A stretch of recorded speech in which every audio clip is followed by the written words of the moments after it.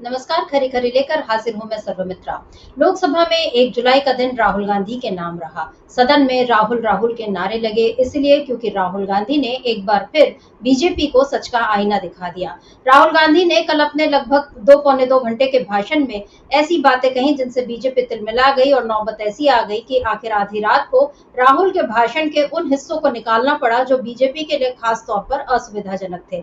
आपको बता दूं कि कल राहुल गांधी ने अपने भाषण की शुरुआत जय संविधान से की थी। इसके बाद उन्होंने किस तरह से उन पर ईडी की कार्रवाई की गई, किस तरह से उन्हें लगभग 50 घंटों से ज्यादा उनसे पूछताछ हुई, इसका जिक्र किया, घर से निकाले जाने का जिक्र किया। और इसके बाद राहुल गांधी ने बता दिया कि आप हम पर जितने भी अत्याचार कर ले, लेकिन हम डरने वाले नहीं हैं, क्योंकि सभी धर्म हमको यही सिखाते हैं कि डरना मना है, न डरना है न डराना है, ये सभी धर्मों का सार है। इस बात को राहुल गांधी ने कहा और इसी दौरान उन्होंने ये भी कह दिया कि जो लोग खुद को हिंदू कहते हैं, यानी उनका यहाँ इशारा साफ तौर पर बीजेपी की ओर था। और उन्होंने बताया कि ये जो अपने आप को हिंदुत्व की बात जो लोग करते हैं, वो असल में डराते हैं, वो नफरत फैलाते हैं, वो हिंसा करते हैं। बस बीजेपी को यही बात बहुत बुरी तरह चुभ गई और ऐसी चुभी कि सदन में 2 बार प्रधानमंत्री को, 2 बार कम से कम अमित शाह को, फिर राजनाथ सिंह को, रविशंकर प्रसाद को, तमाम लोगों को बीजेपी का बचाव करने के लिए खड़ा होना पड़ा। हालांकि उनका एक भी दांव काम नहीं आया। अमित शाह ने माफी की मांग की, लेकिन वो भी नहीं हुआ।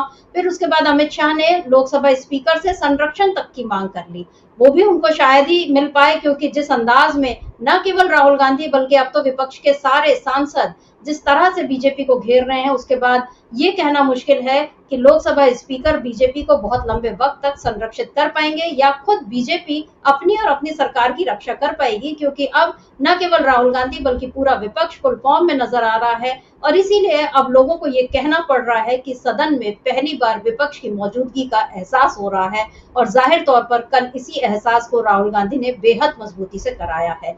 तो क्या कुछ कहा था कल राहुल गांधी ने, उनके कौन से हिस्सों को, उनके भाषण के कौन से हिस्सों को निकाल बाहर किया गया और क्यों किया गया, ऐसा क्या है इसके पीछे की रणनीति, किस तरह से बीजेपी फंसी हुई है। और उसके बाद जब इन हिस्सों को हटाया गया है तो राहुल गांधी ने फिर कौन सा बड़ा कदम उठाया है, इन तमाम मुद्दों पर हम चर्चा करेंगे। खरी खरी हमारे साथ मौजूद है हमारे ऑनलाइन एडिटर अमलेंदु उपाध्याय जी। अमलेंदु जी नमस्कार, बहुत बहुत स्वागत है आपका इस कार्यक्रम में। कल से आज तक राहुल गांधी सदन में छाए हुए हैं और सदन के बाहर भी। अमलेंदु जी, जो कुछ राहुल गांधी ने कहा, जिस तरह से हिंदू धर्म को लेकर उन्होंने टिप्पणी की, हालांकि उनका आशय बीजेपी के हिंदुत्व से था और इस बात को उन्होंने साफ तौर पर कहा कि न मोदी हिंदू है, न बीजेपी का मतलब हिंदू है, न आरएसएस का मतलब हिंदू है। और कल खास तौर पर जब आधी रात को उनके जो भाषण के अंश हटाए गए, उनमें इन्हीं सारी बातों को हटाया गया। उन बातों को नहीं हटाया गया जिसमें प्रधानमंत्री मोदी ये कह रहे हैं कि ये पूरे हिंदू धर्म का अपमान है, क्योंकि राहुल गांधी ने तो कहीं भी हिंदू धर्म का अपमान किया ही नहीं। उन्होंने तो अपने भाषण की शुरुआत में सबसे पहले शिव जी की ही तस्वीर दिखाई और उन्होंने बताया कि उस तस्वीर के मायने क्या हैं, किस तरह से एक जो उनके गले में सर्प लिपटा हुआ है, वो एक ये बता रहे हैं कि कितने करीब होती है मौत, कितना करीब होता है डर, लेकिन फिर भी उससे डरना नहीं है। ये संदेश शिव जी देते हैं। उनके पीछे रखे त्रिशूल का क्या मायने हैं, उनकी अभय मुद्रा के क्या मायने हैं, तमाम बातें राहुल गांधी ने कही। और जिन लोगों ने भी इस बात को सुना है उनको ये समझ में आ रहा होगा कि राहुल गांधी कहीं भी अपमान नहीं कर रहे थे। और आज फिर राहुल गांधी ने ये भी कह दिया कि आप सत्य को हटा नहीं सकते, मोदी जी की दुनिया में ये सब हो सकता होगा। क्या कुछ कहा है राहुल गांधी ने? अमलेंदु जी, पहले इस बात को सुन लेते हैं, उसके बाद इस चर्चा को आगे बढ़ाते हैं। मोदी जी की दुनिया में सच्चाई एक्सपंज हो सकती है, मगर रियलिटी में सच्चाई एक्सपंज नहीं हो सकती है। जो मैंने कहा था, जो मैंने कहना था, मैंने कह दिया, वो सच्चाई है। और एक्सपंज करें, जितना करना है करें, सच्चाई सच्चाई होती है।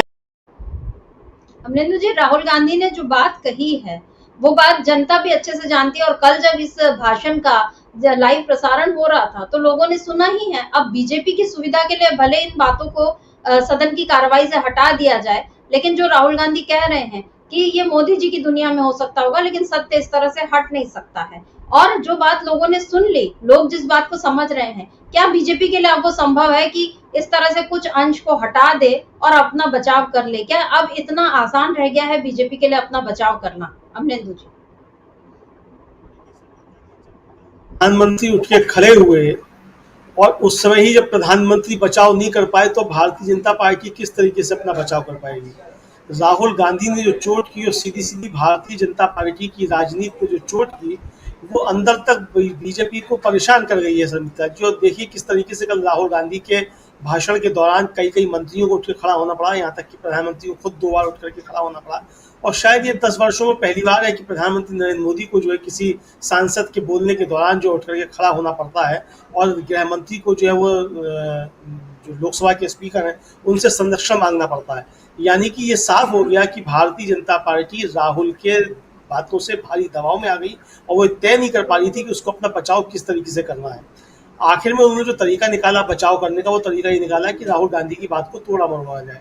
लेकिन इस दौर में जब हर चीज़ लाइव हो रही है और लाइव स्ट्रीमिंग हो रही है, तो ऐसे में अब बातें तोड़ी मरोड़ी नहीं जा सकती हैं, चूंकि सारी दुनिया जो थी वो देख रही थी कि राहुल गांधी क्या बोल रहे हैं।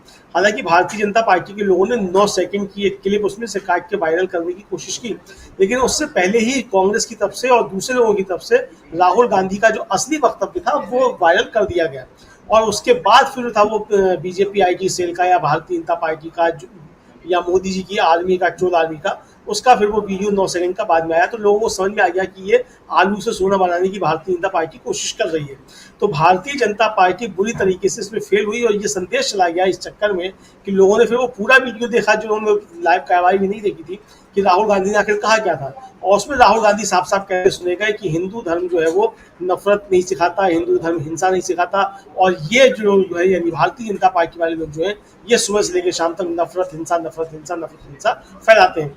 तो ये संदेश लोगों के बीच चला गया कि राहुल गांधी ने भारतीय जनता पार्टी के लोगों को कहा था। और ये बात लोगों को समझ में आ गई कि चूंकि भारतीय जनता पार्टी की राजनीति लगातार हिंदू धर्म को बदनाम करने की और हिंदू धर्म को राजनीति का हथियार बनाने की है, तो ये लोगों की बात अच्छी तरीके से समझ में आ गई। अब आज प्रधानमंत्री जो थे वो एनडीए की बैठक सुबह कर रहे थे, एनडीए के सांसदों की बैठक, उसमें बहुत कुछ ज्ञान की बातें कर रहे थे।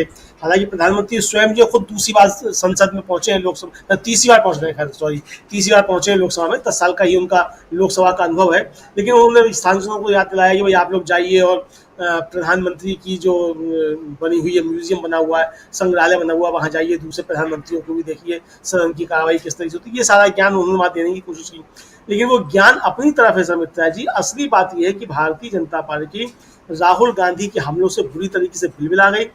चुनाव के बाद सरकार तो येन केन प्रकार में बना ली भारतीय जनता पार्टी ने, लेकिन उसे ये आशा नहीं होगी कि राहुल गांधी इतने मारक शब्दों में भारतीय जनता पार्टी पर प्रहार करेंगे और तमाम मुद्दों पर भारतीय जनता पार्टी को बेनकाब कर देंगे। यानी कि राहुल गांधी ने पूरे चुनाव के दौरान जो मुद्दे उठाए थे, इंडिया गठबंधन ने जो मुद्दे उठाए थे, उन मुद्दों पर राहुल गांधी ने जबरदस्त तरीके से भारतीय जनता पार्टी को घेरा और प्रधानमंत्री समेत पूरी भारतीय जनता पार्टी के पास उनके वक्तव्यों का, जो राहुल गांधी ने सवाल उठाए, उनका कोई जवाब नहीं था। हालांकि बीच में अग्निवीर को लेकर के जिस तरीके से राहुल गांधी ने सवाल उठाए, उस पर राजनाथ सिंह उठ के खड़े हुए, एमएसपी में शिवराज सिंह चौहान खड़े हुए, लेकिन अपनी तरफ से वो तथ्य होते वो प्रस्तुत नहीं कर पाए राहुल गांधी की काट में, और अभी तक प्रस्तुत नहीं कर पाए। अगर राहुल गांधी मान लीजिए कोई मिथ्या वाचन कर रहे थे और सरकार को लगता है कि उसकी छवि खराब करने की कोशिश कर रहे थे, तो सरकार है, उसके पास पूरा मैकेनिज्म है, उसको तुरंत उन तथ्यों की काट करनी चाहिए, सदन के अंदर रखना चाहिए।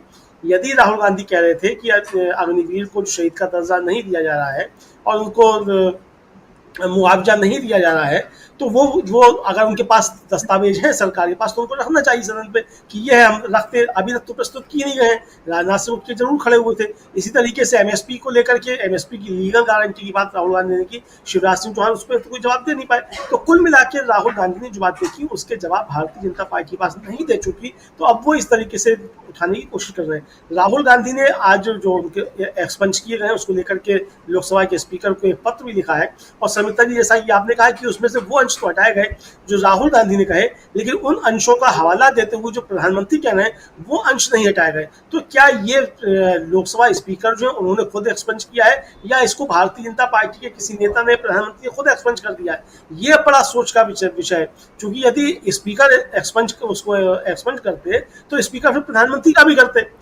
भाई जो तारतम्य बना हुआ है, आप दोनों चीजों को करते और सारी बातें वहां से हटा देंगे। इस तरीके से राज्यसभा में भी मल्लिकार्जुन खड़गे का जो भाषण था, उसमें से भी जहां जहां आरएसएस और मोदी को लेकर के सवाल किए गए थे, वहां से वो सारे एक्सपंज कर दिए गए।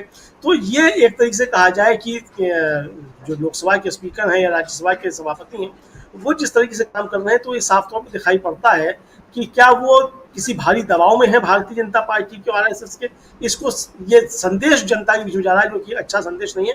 हालांकि राहुल गांधी ने जो सवाल उठाए हैं और राहुल गांधी ने स्पीकर को जो पत्र लिखा है, अब देखते हैं इस पे स्पीकर क्या निर्णय लेते हैं। लेकिन शर्मिता जी देखिए, ये चीज़ें अब हटाई नहीं जा सकती। जैसा आपने कहा कि भाई जो लोगों ने लाइव कार्रवाई देखी है, दूसरा शर्मिता जी ये कि अब इलेक्ट्रॉनिक जमाना है, सब सारी चीज़ें इंटरनेट पे आती हैं और इंटरनेट पे अगर कोई भी एक चीज़ अपलोड हो गई तो अब दुनिया की ताकत फिर उसे डिलीट नहीं कर सकती। आप अपने अकाउंट से डिलीट कर देंगे, दूसरे अकाउंट से डिलीट कर देंगे, 20 जगह से आप डिलीट कर देंगे, लेकिन जो चीज़ एक बार इंटरनेट पे आ गई फिर वो सदा सदा के लिए इंटरनेट पर है। तो राहुल गांधी के जिस वक्तव्य को आप एक्सपंज करना चाहते हैं, आप सदन की कार्रवाई से एक्सपंज कर सकते हैं, आप यूट्यूब शो से एक्सपंज कर सकते हैं, मीडिया जो घराने हैं उनके आप जो अकाउंट्स है वहाँ से आप एक्सपंज करा सकते हैं, डिलीट करवा सकते हैं, लेकिन वो रहेगा हमेशा और जब कोई उसे खोजना चाहेगा तो उसको निकाल ही लेगा। तो यानी राहुल गांधी ने जो कहा वो सदन में विद्यमान, मतलब सदन से आप भले उसको एक्सपंज कर दें अपने रिकॉर्ड से, लेकिन वो विद्यमान रहेगा, वो हमेशा बना रहेगा और लोग जब चाहेंगे उसको देखेंगे। सबसे बड़ी बात ये कि सारे भारत ने सुन लिया कि राहुल गांधी ने आरएसएस और भारतीय जनता पार्टी और प्रधानमंत्री नरेंद्र मोदी को लेकर के किस तरीके से घेरा और किस तरीके से भारतीय जनता पार्टी बिलबिला गई। ये दृश्य जो है ये बहुत एक तरीके से कहा जाए भारतीय जनता पार्टी को परेशान करने वाले हैं। अब जब शाम को 5 बजे प्रधानमंत्री बोलेंगे तब देखना है कि प्रधानमंत्री राहुल गांधी के आरोपों का किस तरीके से जवाब देते हैं और इस पूरी बहस को किधर ले जाना चाहते हैं समिता जी। जी बिल्कुल, प्रधानमंत्री तो जाहिर है इस बहस को अलग दिशा में ले जाना चाहेंगे और वो फिर से राहुल गांधी का मखौल उड़ाने की कोशिश ही करेंगे। कल भी उन्होंने एक कोशिश की थी छोटी सी, जब उन्होंने खड़े होकर ये कहा था कि लोकतंत्र ने मुझे सिखाया है कि मुझे नेता प्रतिपक्ष की बातों का सम्मान करना चाहिए। इतना बोलकर मोदी जी शायद उन्होंने फिर से राहुल गांधी पर तंज कसना और ये सोचा होगा उन्होंने कि इसके बाद राहुल गांधी चुप होकर बैठ जाएंगे, लेकिन ऐसा कुछ भी नहीं हुआ। और आज जब वो भाषण देंगे तो पिछले बार के जितने भी इस तरह के हुए हैं कि राष्ट्रपति के अभिभाषण पर जब भी उन्होंने कुछ बोला है तो कोई बहुत स्टैंडर्ड की बात, बड़े दुख के साथ ये कहना पड़ रहा है, लेकिन सच यही है कि बहुत स्टैंडर्ड की बात मोदी जी नहीं कर पाए हैं और अभी भी वो ऐसा ही करेंगे। ये अनुमान तो हम अभी से लगा सकते हैं, अब आगे 5 बजे वो क्या बोलते हैं ये देखना होगा। लेकिन राहुल गांधी अब चुप नहीं रहने वाले हैं, विपक्ष अब चुप नहीं रहने वाला है, ये बात मोदी जी को समझ में आ जानी चाहिए। आप जो कह रहे हैं कि अब वो किन लोगों ने एक्सपंज कराया है, ये भी सोचने वाली बात है, क्योंकि आधी रात को मतलब जब कार्रवाई हो रही थी ओम बिरला चाहते तो तभी बोल देते कि भाई ये सारी बातें रिकॉर्ड में नहीं जाएंगी, लेकिन वो शायद या तो किसी आदेश का इंतजार कर रहे थे या कुछ और, वो वेट कर रहे होंगे कि मुझे कुछ बताया जाए तब जाकर मैं कौन कौन सी बातें एक्सपंज करना नहीं करना, वो उस तरह के फैसले लेंगे। और यहाँ पर राहुल गांधी ने एक तो बाहर जो बात बोल दी कि मोदी जी की दुनिया में ऐसा होता होगा, मतलब ये सही बात है। ये इलेक्ट्रॉनिक मीडिया का दौर है, सोशल मीडिया का दौर है, जहाँ पर हर एक चीज, छोटी से छोटी चीज भी जो है वो दर्ज हो जाती है और लोग जिनको संभाल कर रखना होता है वो संभाल कर रख लेते हैं। अभी राहुल गांधी ने जो भाषण अपना जो कल का जो था और जो हिस्से हटाए गए उसको लेकर उन्होंने जो पत्र लिखा है उस पर उन्होंने ये कहा है कि मैं यह पत्र राष्ट्रपति के अभिभाषण पर धन्यवाद प्रस्ताव पर चर्चा के दौरान मेरे भाषण से निकाली गई टिप्पणियों और अंशों के संदर्भ में लिख रहा हूँ। हालांकि सभापीठ को सदन की कार्यवाही से कुछ टिप्पणियों को निकालने की शक्ति हासिल है, लेकिन इसमें केवल उन शब्दों को निकालने का प्रावधान है जिनकी प्रकृति लोकसभा की प्रक्रिया तथा कार्य संचालन नियमों के नियम 380 में निर्दिष्ट की गई है। मतलब लोकसभा की जो कार्रवाई होती है, जो प्रोसीजर होता है, उसमें अलग अलग नियम है। तो नियम 380 जो है वो ये बताता है कि यदि अध्यक्ष की राय है कि बहस में ऐसे शब्दों का प्रयोग किया गया जो अपमानजनक या अभद्र या असंसदीय या अनिर्दिष्ट हैं, तो संभव है कि अध्यक्ष विवेकाधीन शक्ति का प्रयोग करते हुए इस तरह के शब्दों को सदन की कार्यवाही से बाहर करने का आदेश पारित करें। मतलब जिस नियम का हवाला देते हुए राहुल गांधी के भाषण से चुनिंदा हिस्सों को हटाया गया है, अब उनमें लोकसभा अध्यक्ष को यह भी बता देना चाहिए कि उसमें उनको ऐसी कौन सी बात आपत्तिजनक लगी। क्या ये कहना कि बीजेपी का मतलब हिंदू नहीं है या मोदी का मतलब हिंदू नहीं है या आरएसएस का मतलब हिंदू नहीं है, इस बात में कौन सी आपत्तिजनक बात लगी है, ये बात भी बतानी चाहिए। और अगर वो नहीं बताएंगे तब भी ये बात बीजेपी के लिए नुकसानदायक है, क्योंकि यहाँ पर फिर से एक बार मोदी की मनमानी नजर आ रही है। ये जो स्क्रीन पर आप देख रहे हैं इसमें आप देख सकते हैं कि पूरा भाषण है और उसमें कुछ कुछ हिस्सों को हाईलाइट करके साइड में एक्सपंज और एक्सपंज लिखा गया है और बीच में जो प्रधानमंत्री बोल रहे हैं या जो स्पीकर बोल रहे हैं वो वैसा का वैसा है। यानी संदर्भों से हटाकर चीजों को रखा गया है। मान लो कोई लोकसभा की कार्रवाई से आगे जाकर इन चीजों को रिकॉर्ड में देखेगा तो उसे ये बातें नहीं मिलेंगी, मतलब पूरा एक जो पूरी बात है वो नहीं देखने मिलेगी, टुकड़ों टुकड़ों में। यानी मोदी जी जो हमेशा आधा अधूरा सच दिखाना चाहते हैं देश को, वो चीज अब हम लोकसभा में भी देख रहे हैं, कोशिश देख रहे हैं।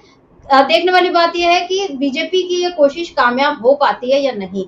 कल अमलेंदु जी राहुल गांधी ने आज जो नियमों का हवाला दिया, कल राहुल गांधी ने सदन में ओम बिरला को एक और जरूरी बात बताई कि आप प्रधानमंत्री से मिलते वक्त कितना झुके और आप मेरे से आपने किस तरह से हाथ मिलाया, क्या कुछ कहा है राहुल गांधी ने और उस पर ओम बिरला ने क्या कहा था, उसको भी सुन लेते हैं। मैं इस बात को आसन से कह रहा हूं कि मेरी संस्कृति और संस्कार यही है कि बड़ों का झुककर और आवश्यक हो तो पैर छूकर सम्मान करो और बराबर जो उम्र से छोटे हैं उनसे बराबर का व्यवहार करो। स्पीकर सर, ये हमारी संस्कृति संस्कार है और मैं इस संस्कृति संस्कार की पालन करता हूँ। स्पीकर सर, मैं आपकी बात को रिस्पेक्ट करता हूं, मगर आपको कहना चाहता हूं कि इस हाउस में स्पीकर से कोई बड़ा नहीं होता। स्पीकर सबसे बड़ा है, हम सबको स्पीकर के सामने झुकना चाहिए और मैं आपके सामने झुकूंगा और सारा का सारा ऑपोजिशन आपके सामने झुके। ये लोकतंत्र है स्पीकर सर, आप इस हाउस के लीडर हैं, आपको किसी के सामने नहीं झुकना चाहिए।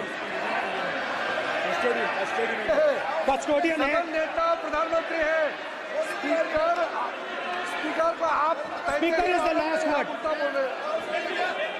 स्पीकर इज अध्यक्ष and is the last word.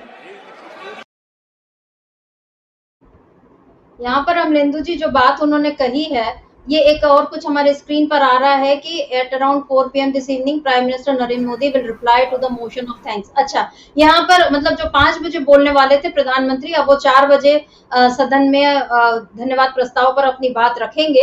ये खबर है इस समय की। लेकिन हम आपको बता दें कि अभी जो क्लिपिंग आपने देखी, इसमें राहुल गांधी ओम बिरला को ये बता रहे थे कि प्रधानमंत्री के सामने आप झुके, तो वहां पर ओम बिरला ये बता रहे हैं कि संस्कृति और संस्कारों की उन्होंने दुहाई दी कि हमको पैर छूना चाहिए और झुककर नमस्कार करना चाहिए, ये हमारी संस्कृति और संस्कार है। लेकिन अमलेंदु जी सदन में तो स्पीकर, मतलब वहां पर उम्र नहीं देखी जाती, ओहदा देखा जाता है और ओहदा जो है वो स्पीकर का बड़ा है, सदन के वो मतलब अध्यक्ष हैं और इस नाते उनको किसी के सामने नहीं झुकना चाहिए, बाकी लोगों को उनके सामने झुकना चाहिए। और ओम बिरला अगर संस्कारों की बात कर रहे हैं तो प्रधानमंत्री के सामने ठीक है, प्रधानमंत्री अगले बरस 75 के हो जाएंगे। ओम बिरला खुद ये बात बता रहे हैं कि अब वो बुजुर्ग हो गए, मार्गदर्शक मंडल में जाने लायक उनकी उम्र हो गई है।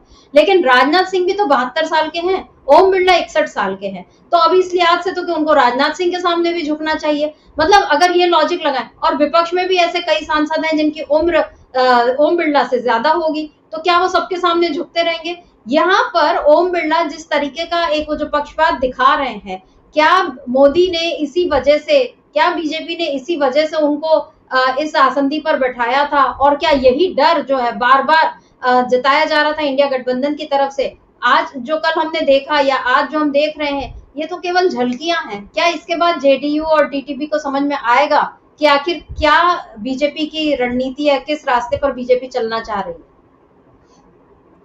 देखिए समिता जी, निश्चित तौर पे भारतीय जनता पार्टी ने ओम बिरला जी का जो चुनाव किया, वो चुनाव इसीलिए किया कि भारतीय जनता पार्टी उनकी खूबियों से परिचित है। लेकिन कल ओम बिरला साहब जो उन खूबियों का परिचय देते हुए कल तो कम से कम नजर नहीं आए, और वो भी काफी जो थे दीनहीन अवस्था में दिखाई पड़े ओम बिरला साहब। क्योंकि राहुल गांधी जिस तरीके से प्रहार कर रहे थे और जबरदस्त प्रहार थे, वो एकदम से तिलमिला देने वाले थे। ओम बिरला साहब भी कई बार तिलमिलाए बुरी तरीके से, और कई दफे तो ऐसा लगा कि जैसे बहुत दीनहीन अवस्था में ओम बिरला साहब हैं और उनके चेहरे से साफ मालूम पड़ रहा था कि उनके हाथ में कुछ चीजें दिखाई नहीं पड़ रही हैं। जिस समय अमित शाह उनसे संरक्षण मांग रहे थे, उस समय भी ओम बिरला साहब जो थे वो बिल्कुल एकदम लाचार नजर आए। और राहुल गांधी ने जिस तरीके से प्रहार किया और उनको उनके पद की गरिमा की याद दिलाई समिता जी, उस पर तो एकदम जैसे ओम बिरला के ऊपर घड़ों पानी पड़ गया, इस तरीके से हुआ। क्योंकि ओम बिरला तो दुहाई दे रहे थे उम्र की, लेकिन राहुल गांधी ने बताया कि साहब ये सदन है, ये यहाँ उम्र के रिश्ते नहीं चलेंगे। उम्र के रिश्ते आपको अगर निभाने हैं तो आप बाहर जाकर निभाइए सदन के बाहर। यहाँ आप सदन के कस्टोडियन हैं, यहाँ आप सत्ता पक्ष विपक्ष दोनों के कस्टोडियन हैं। आपकी कुर्सी सदन के सदस्यों से ऊपर है और सदन के अंदर बाकी जो सदस्य हैं वो सब बराबर हैं। फिर चाहे प्रधानमंत्री हो, चाहे नेता प्रतिपक्ष हो, चाहे कोई मंत्री हो, चाहे कोई सदस्य हो, सब एक बराबर हैं और आप उसके कस्टोडियन हैं। तो यानी ओम बिरला साहब को ये याद दिलाया गया कि आपकी जो इस समय स्थिति है, आप पद की गरिमा गिरा रहे हैं। ये सीधे सीधे एक तरीके से कहा जाए तो राहुल गांधी ने उनको याद दिलाया ओम बिरला साहब को कि आप पद की गरिमा गिरा रहे हैं, आप इस तरह की जो बातें कर रहे हैं ये तुच्छ बातें हैं, इनको कृपया वापस लीजिए। कहा तो नहीं राहुल गांधी ने, लेकिन इसका संदेश जो है वो ये समझा सकता हूँ। मुझे लगता है कि शायद इस बात को ओम बिरला साहब ने ग्रहण भी किया, लेकिन इसकी बात का फिर उन्होंने कोई प्रतिवाद नहीं किया ओम बिरला जी ने कि सदन में लोकसभा अध्यक्ष जो है, स्पीकर जो है वो सबसे बड़ा है। इसका वो कोई प्रतिवाद नहीं कर पाए। इसका तो प्रतिवाद किया कि वो राहुल गांधी से किस तरीके से मिले और प्रधानमंत्री से किस तरीके से मिलते हैं, इसका तो उन्होंने जवाब दिया कि मेरे संस्कार हैं, लेकिन फिर उस संस्कारों की फिर बात उन्होंने आगे नहीं की। तो राहुल गांधी ने जो भी कहा शर्मिष्ठा जी, वो एक तरीके से विपक्ष के साथ साथ और जो स्पीकर थे उनको भी उन्होंने बहुत सारी मर्यादाएं याद दिलाई राहुल गांधी ने, और बताया कि सदन जो है वो संविधान से चलेगी। अब जो राहुल गांधी ने आज जो पत्र लिखा है, उस पत्र में उन्होंने संविधान की धारा 105(1) जो है उसका हवाला देते हुए कहा है कि सदन में जो है सदस्यों को फ्रीडम ऑफ स्पीच होगी। ये साफ तौर पे 105(1) जो है वो कहती है। तो यानी अगर स्पीकर समझता है कि कोई वक्तव्य किसी सदस्य का डेरोगेटरी है, डिफेमेटरी है, तब तो आप उसको एक्सपंज कर सकते हैं, लेकिन आप उसकी फ्रीडम ऑफ स्पीच जो है वो खत्म नहीं कर सकते। तो राहुल गांधी ने जो कहा वो कहीं से भी डेरोगेटरी नहीं था और किसी भी तरीके से वो किसी का अपमान करने वाला नहीं था। तो इसलिए आप उनकी अभिव्यक्ति की आज़ादी नहीं छीन सकते सदन के अंदर। तो ये राहुल गांधी ने धारा 105(1) के अंतर्गत बताया है। मुझे लगता है शर्मिष्ठा जी, अगर इस पे स्पीकर एक्सपंज करते हैं और उसके बाद भी नहीं मानते हैं तो फिर ये मामला सुप्रीम कोर्ट जा सकता है, क्योंकि संविधान की धारा 105(1) का हवाला दिया गया है और एक नई तरीके की तलवार जो है वो सुप्रीम कोर्ट और स्पीकर के बीच में खिंचती हुई दिखाई देगी। तो इसलिए स्पीकर महोदय को चाहिए ये कि सदन की सर्वोच्चता को बनाए रखते हुए राहुल गांधी का जो पत्र है उस पर कार्रवाई करते हुए उस जो एक्सपंज किया गया उसको एक्सपंज ना करें और उसको शामिल करें, ताकि एक नया संवैधानिक संकट जो खड़ा ना हो। क्योंकि राहुल गांधी ने कोई भी असंवैधानिक या डिफेमेटरी या डेरोगेटरी कोई इस तरीके का रिमार्क नहीं था। उन्होंने सीधे सीधे भारतीय जनता पार्टी की तरफ इशारा किया था और सारे धर्मों का हवाला दिया था कि सब धर्मों की क्या बुनियादी एकता है और सारे धर्म किस मसले पर एकजुट हैं और किस तरीके से भारतीय जनता पार्टी धर्म को राजनीति का हथियार बना करके हिंदू धर्म के खिलाफ काम करती है। राहुल गांधी ने ये बताया था। तो स्पीकर महोदय को इस पर निश्चित तौर पर कार्रवाई करनी चाहिए और अगर कार्रवाई नहीं करते तो एक नया मसला ये उठ करके शर्मिष्ठा जी खड़ा हो जाएगा। जी बिल्कुल, एक नया मसला उठ ही जाएगा, क्योंकि राहुल गांधी इस बार चुप नहीं बैठे, क्योंकि बीजेपी को ये लग रहा होगा कि हम उनके भाषण के हिस्से निकाल देंगे और राहुल गांधी कुछ नहीं बोलेंगे, इस आदेश को चुपचाप स्वीकार कर लेंगे। लेकिन आज राहुल गांधी ने जिस तरह से पत्र लिखा है उससे ये समझ में आ रहा है कि राहुल गांधी ने एक बड़ा कदम उठा लिया है। वो इतने आसानी से अब बीजेपी की मनमानी नहीं चलने देंगे और जहां तक हो सकेगा वो संघर्ष करते रहेंगे।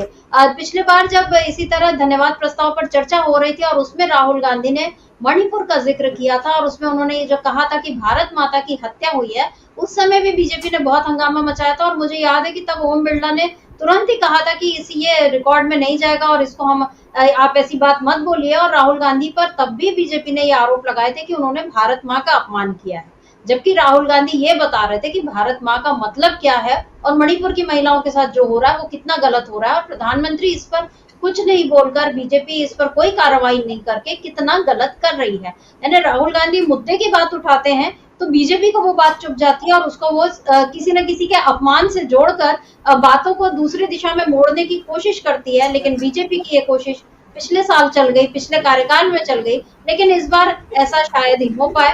इधर लोकसभा में राहुल गांधी जिस तरह से बीजेपी को बिल्कुल घुटनों पर ला रहे थे, उधर राज्यसभा में कल खड़गे जी ने भी इसी अंदाज में भाषण दिया और यहाँ तक कि उन्होंने प्रधानमंत्री के मुजरे वाले भाषण का भी जो जिक्र किया, उसको लेकर कैसे सभापति ने रिएक्ट किया, क्या कुछ हुआ था कल राज्यसभा में, ये थोड़ा सा हम देख लेते हैं।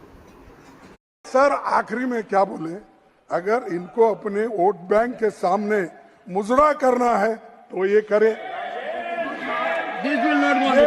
No, this is not going to be. ये भाषा This will not. This is प्रधानमंत्री की derogatory. भाषा है। This is defamatory. ये भाषा प्रधानमंत्री की unexpected है। of a mature leader. प्रधानमंत्री की भाषा है। यहाँ पर मतलब जगदीप धनखड़ ने साफ साफ ये कह दिया ये डेरोगेटरी है, मतलब उसको ये असंसदीय, अशिष्ट, अमर्यादित सब बोल रहे हैं। लेकिन ऐसा बोलते हुए शायद वो ये भूल गए कि प्रधानमंत्री के ये शब्द हैं। खड़गे जी केवल उन बातों को दोहरा रहे थे जो प्रधानमंत्री ने चुनाव प्रचार के दौरान कहे थे।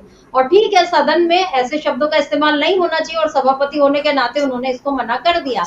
लेकिन अमलेंदु जी, क्या याद पड़ता है कि धनखड़ जी ने तब ये किया था कि प्रधानमंत्री को ऐसी भाषा का इस्तेमाल नहीं करना चाहिए? क्या उन्होंने तब कोई ऐसी टिप्पणी की थी, आपको ध्यान आती है? या किसी बीजेपी नेता ने प्रधानमंत्री की ऐसी भाषा का विरोध किया था? क्योंकि कल से लेकर आज तक जितना राहुल गांधी को लोकतंत्र और संसदीय मर्यादाओं का पाठ सिखाया जा रहा है, या खड़गे जी को जो इतने वरिष्ठ सांसद रहे हैं, लोकसभा में भी उनका लंबा कार्यकाल रहा, राज्यसभा में भी रहे हैं, और जितना उनका राजनीतिक अनुभव रहा है, और उनको ये पहले नसीहत दी गई कि आज से पहले कोई इस तरह से वेल में नहीं आया, और अभी उनको बता रहे हैं कि कौन सी डेरोगेटरी लैंग्वेज वो इस्तेमाल कर रहे हैं, जबकि ये तो प्रधानमंत्री की भाषा थी। क्या बीजेपी केवल विपक्ष को मर्यादा का पाठ पढ़ाते रहेगी? कभी खुद उस पर चलेगी अमलेंदु जी? देखिए सविता जी, अब एक तरीके से कहा जाए कि धनखड़ साहब जो हैं, वो जिस समय प्रधानमंत्री ने इन शब्दों का इस्तेमाल किया था उस समय शायद भूल गए थे कि ये निंदा करनी है, लेकिन अब धनखड़ साहब ने निंदा कर दी एक तरीके से सदन में कि प्रधानमंत्री के शब्द जो थे वो डेरोगेटरी थे, डिफेमेटरी थे, ये धनखड़ साहब ने कहा। चूंकि मल्लिकार्जुन खड़गे बाद में बताते रहे कि ये मेरे शब्द नहीं है, ये शब्द प्रधानमंत्री के हैं, लेकिन धनखड़ साहब कहते रहे कि ये डेरोगेटरी, डिफेमेटरी है। धनखड़ साहब को ये स्पष्ट करना चाहिए था कि ये शब्द किसने इस्तेमाल किए और क्या है। इसका मतलब समिता जी ये है कि खड़गे साहब अपने मकसद में कामयाब हो गए और धनखड़ साहब के मुंह से उन्होंने कहलवा दिया कि प्रधानमंत्री नरेंद्र मोदी ने जो शब्दों का इस्तेमाल किया था वो डेरोगेटरी थे, डिफेमेटरी थे।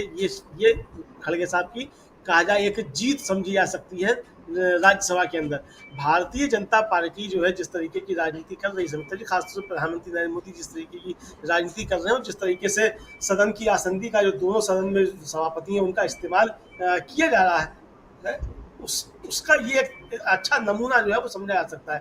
जैसे मैंने बताया पहले कि खड़गे साहब जो हैं उनका भी जो है वो निकाल दिया गया था सदन की कार्रवाई से। इस बीच समिता जी, एक मुझे ध्यान आ गया, समाजवादी पार्टी के राज्यसभा के सदस्य हैं जावेद अली खान, उन्होंने इन्हीं धनखड़ साहब का 5 जनवरी 1994 का राजस्थान विधानसभा में दिया हुआ एक वक्तव्य जो है उसको ट्वीट किया है। वो आप पढ़ के सुन लीजिए, आप समझ सकती हैं कि धनखड़ साहब क्या कहना चाहते रहे होंगे दिल से। मान्यवर चतुर्वेदी जी होते तो मैं पूछता कि क्या आरएसएस में कोई चुनाव होते हैं? सभापति महोदय, क्या वह सिस्टम, वह संस्था डेमोक्रेटिक हो सकती है जिसमें चुनाव नहीं होते?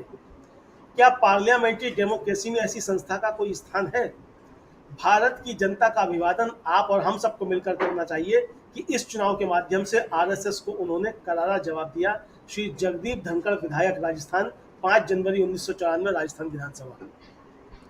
और कल धनखड़ साहब किस तरीके से आरएसएस का नाम आने पर आग बबूला हो जा रहे थे। तो मुझे लगता है कि जावेद अली साहब जो है वो राज्यसभा में हैं और खड़गे जी को ये प्रति जो है वो पहुंचा दें, ताकि खड़गे जी अगली बार जब बोलें तो फिर उनको याद दिलाएं धनखड़ साहब को कि ये आपका ही वक्तव्य है जो आपने राजस्थान विधानसभा में विधायक होते हुए दिया था। तो बहुत सारी चीज़ें हो सकती हैं, लेकिन कल तो लग रहा था जैसे कि सभापति महोदय जो है वो सदन के कस्टोडियन ना होकर के आरएसएस के कोई कस्टोडियन है। तो जहाँ जहाँ खड़गे जी ने आरएसएस और मोदी जी को लेकर के सवाल किए, वो सारे जो है वो वहाँ से भी एक्सपंज किए गए हैं। तो ये एक्सपंज का खेल तो खैर चलता रहेगा, क्योंकि भारतीय जनता पार्टी के पास इन सवालों के कोई जवाब नहीं है जो खड़गे जी ने उठाए और या राहुल गांधी ने उठाए। आज अखिलेश यादव ने भी समिता जी जिस तरीके से प्रहार किए हैं, बहुत संयमित तरीके से, बहुत शालीन तरीके से अखिलेश यादव ने भी जो प्रहार किया, और कुल मिलाकर के उसी एजेंडे को आगे बढ़ाया जिसको राहुल गांधी और खड़गे जी ने कल लोकसभा और राज्यसभा में बढ़ाया था, उसी को आज अखिलेश यादव ने आगे बढ़ाया। यानी इंडिया गठबंधन ने अपना एजेंडा तय कर लिया है कि सदन में किस तरीके से प्रधानमंत्री और भारतीय जनता पार्टी को घेरा जाना है, किन मुद्दों पे घेरा जाना है, और सारे मुद्दों पे सब लोग एकजुट हैं। मैं देख रहा हूँ समिता जी कि आम आदमी पार्टी के जो लोकसभा सदस्य हैं, कांग उनका वक्तव्य है, संजय सिंह का है वक्तव्य, रेणुका चौधरी का वक्तव्य है, शिवसेना के सांसद जो है संजय राउत, प्रियंका चतुर्वेदी, उनका वक्तव्य है, सब लोगों की इंडिया गठबंधन में इनका अवधेश प्रसाद का वक्तव्य है और अखिलेश यादव का वक्तव्य है। सबने राहुल गांधी की बातों का समर्थन किया कि राहुल गांधी ने कल जो कहा सदन में भारतीय जनता पार्टी की राजनीति को लेकर कहा और बिल्कुल 100% सत्य कहा। यानी कि पूरा इंडिया गठबंधन राहुल गांधी की उन बातों के साथ खड़ा हुआ है कि भारतीय जनता पार्टी और आरएसएस के लोग जिस तरीके से हिंदू धर्म का नाम लेकर के नफरत और हिंसा फैलाते हैं, वो कतई हिंदू धर्म के पालन नहीं करते हैं और हिंदू धर्म इस बात को नहीं सिखाता है। तो ये भारतीय जनता पार्टी की परेशानी का सबब है। आज जब प्रधानमंत्री 4 बजे बोलेंगे तो देखना है कि प्रधानमंत्री किस तरीके से जवाब देते हो, किस तरीके से चीजों को तोड़ने मरोड़ने की कोशिश करते हैं। लेकिन प्रधानमंत्री कल की बात से इतना तो समझ गए होंगे सुमित्रा जी कि अब ये ना 2014 है ना 2019 है, ये 2024 है और प्रधानमंत्री अगर कहीं अबरा का डबरा कुछ करेंगे तो विपक्ष की तरफ से बहुत ज़बरदस्त तरीके से उसका जवाब मिलेगा और प्रधानमंत्री अब बातों की जलेबी नहीं बना पाएंगे। ऐसा ना हो कि प्रधानमंत्री को भी खड़े होकर के स्पीकर से संरक्षण मांगना पड़े। सुमित्रा जी, देखना ये क्या 4 बजे प्रधानमंत्री बोलते हैं तो किस तरीके से अपनी बात को रखते हैं।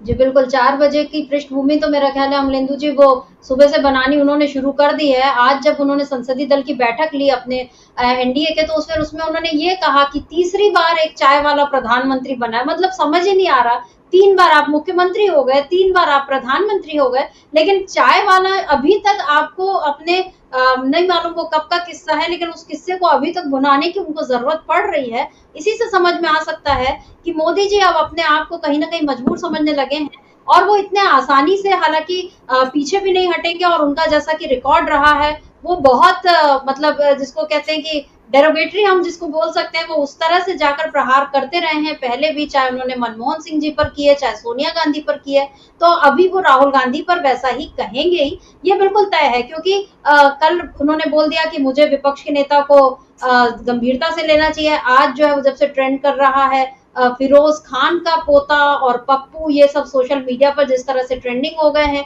उससे समझ में आता है कि राहुल गांधी को फिर से हिंदू और मुसलमान के नाम पर किस तरह से घेरने की कोशिश की जाएगी। और लेकिन इधर इंडिया गठबंधन बिल्कुल सही कहा आपने कि एकदम मजबूती से खड़ा हुआ है। अखिलेश यादव, चाहे आरजेडी की ओर से भी ये कहा गया, संजय राउत जो शिवसेना के, उन्होंने भी ये कह दिया कि वो जो बीजेपी का हिंदुत्व है वो फेक है और हम किस हिंदुत्व की बात करते हैं, ये भी उन्होंने बता दिया।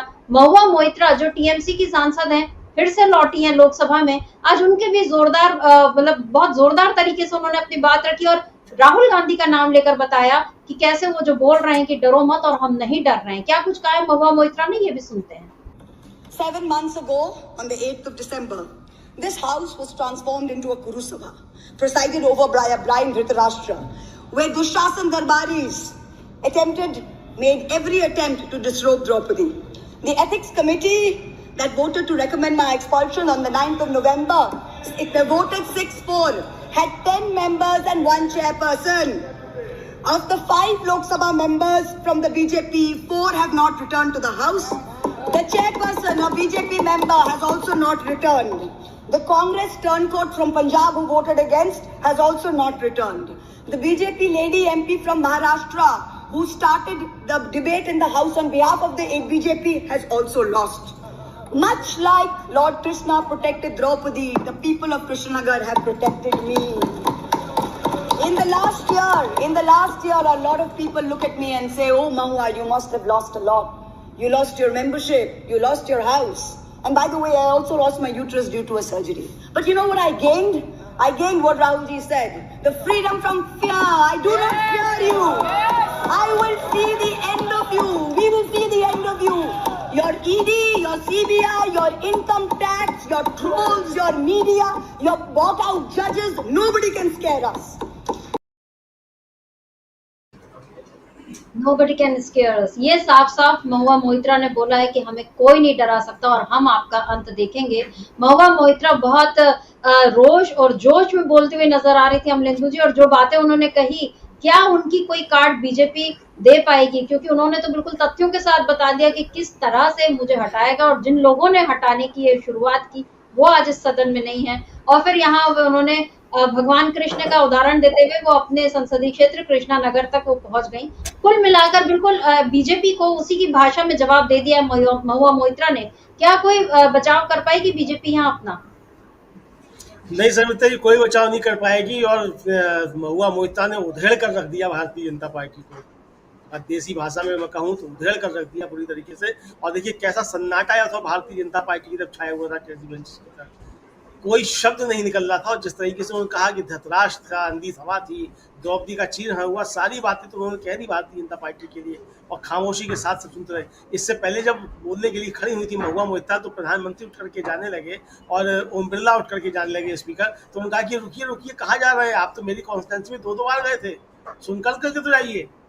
ये कहा, फिर उधर से कहा कि आप सत्ता पक्ष की तरफ से यार राहुल गांधी तो जानूंगा, राहुल गांधी तो मेरे लीडर ऑफ अपोजिशन है, मुझको सुनते हैं, इनको सुनना चाहिए मुझको। और फिर जिस तरीके से उधेड़ के रखा है महुआ मोइत्रा ने समिता जी, भारतीय जनता पार्टी अंदर ही अंदर से बहुत ज्यादा बिलबिला रही होगी। लेकिन मैं एक बात फिर कहूंगा जो मैंने कल भी कही थी समिता जी, और वो ये है कि मुझे लगता है कि भारतीय जनता पार्टी की इस दुर्गति से और खासतौर से प्रधानमंत्री नरेंद्र मोदी के इस कहा जाए कि उनके ऊपर जो प्रहार हुए, भारतीय जनता पार्टी के अधिकांश सांसद अंदर ही अंदर बहुत खुश हो रहे होंगे और बहुत खुशियां मना रहे होंगे। चूंकि कल राहुल गांधी ने भी जब ये बात कही थी कि आपके यहाँ जो है वो फ्रीडम ऑफ स्पीच नहीं है, आपके यहाँ आंतरिक लोकतंत्र नहीं है और एक व्यक्ति का आपके यहाँ तानाशाही है, उसका कब्जा है, आप कुछ बोल नहीं सकते।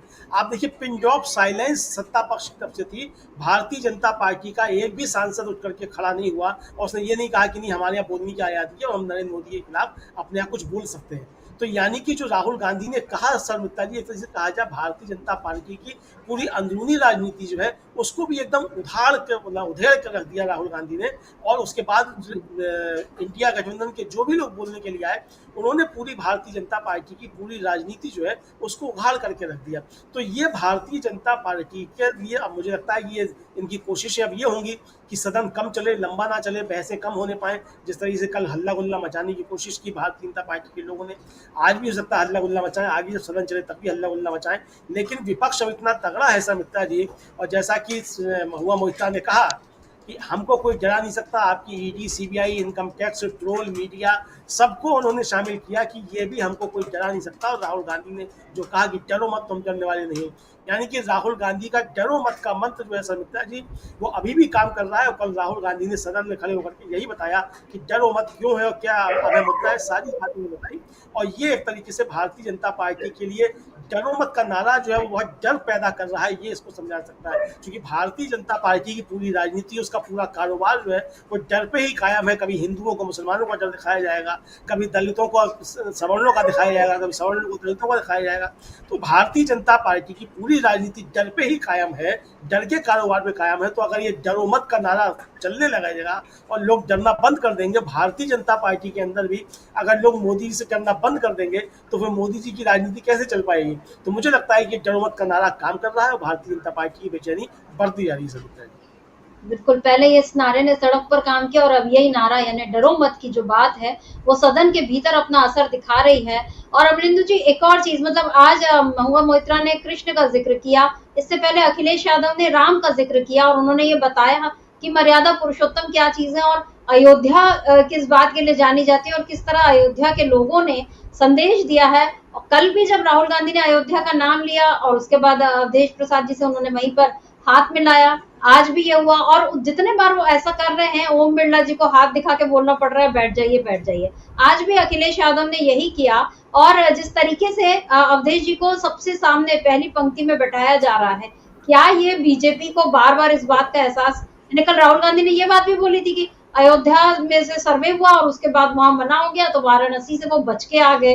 किस तरह से राहुल गांधी ने कल, मतलब जिसको फिरकी लेना बोलते हैं वो उन्होंने ली, ब्रह्मांड, मतलब उन्होंने आज जिस तरह से कल राहुल गांधी ने ये बात कही थी कि वो परमात्मा से सीधे बात करते होंगे, उनके पास ये शक्ति है, जो उनका बायोलॉजिकल नहीं हुआ वाला रिमार्क था, उस पर राहुल गांधी ने कल एक तंज कसा था। आज ए राजा ने भी ये बात बोली कि हमको मोदी जी को भगवान मानने में कोई आपत्ति नहीं है, बशर्ते उनमें ये क्वालिटीज हो। मतलब भगवान में जो चीजें होती हैं कि भगवान जिस तरह से सबको अभय देता है, भगवान जिस तरह से सबकी रक्षा करते हैं, बिना भेदभाव के सबको रखते हैं, सब पर एक जैसी प्रेम और करुणा दिखाते हैं, ये सारी क्वालिटीज अगर मोदी जी में हो तो हमको उनको भगवान मानने में कोई हर्ज नहीं है। तो बीजेपी के भीतर भी आपके हिसाब से आप जो कह रहे हैं कि और वो जाहिर है कि बहुत सारे लोग उनको भगवान नहीं मानते होंगे, लेकिन मजबूरी में चुप रहना पड़ता है। लेकिन आज जिस तरह से अखिलेश यादव ने अयोध्या का जिक्र किया और फिर उनको अवधेश जी को खड़ा किया, क्या आपको लगता है कि मोदी जब 4 बजे बोलने उठेंगे